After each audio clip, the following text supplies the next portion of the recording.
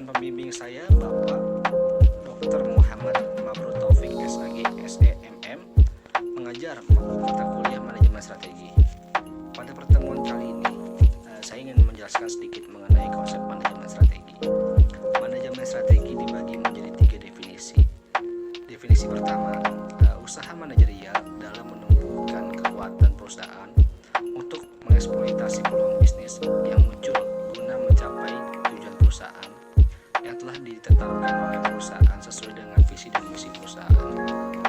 Yang kedua, usaha perusahaan untuk mengurangi kelemahan yang dimilikinya dan beradaptasi dengan lingkungan bisnisnya. Yang ketiga, upaya perusahaan untuk mengurangi efek negatif yang ditimbulkan oleh ancaman bisnis. Upaya-upaya tersebut biasanya tertuang dalam strategi bisnis, di mana faktor eksternal, faktor internal merupakan hal-hal yang menjadi concern dalam menyusun sebelumnya akhirnya bisnis tersebut diimplementasikan dan dievaluasi hasilnya. Dan dengan demikian dapat dikatakan bahwa manajemen strategi itu memiliki 4 komponen utama, yaitu tujuan perusahaan, faktor internal, faktor eksternal, dan strategi bisnis. Dalam perkembangannya terdapat 4 mazhab dalam manajemen strategi. Mazhab pertama itu environmental school, resource-based school, value-driven school, scientific school, dan process school.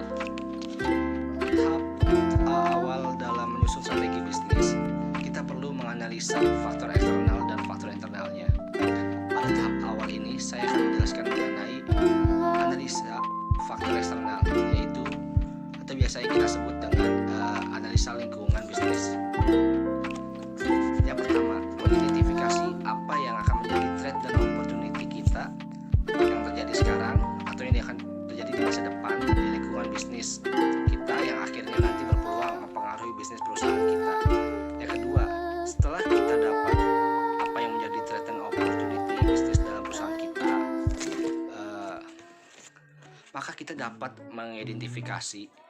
mengimplementasikan dari threat dan opportunity tersebut bagi perusahaan kita, baik itu yang secara langsung maupun yang dapat bersifat tidak langsung.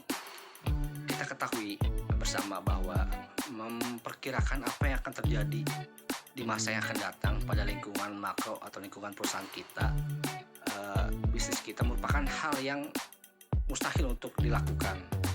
Hal ini memiliki tingkat kesulitan yang tinggi bagi manajemen untuk dapat memprediksi apa yang terjadi di lingkungan bisnis dan sebuah perusahaan.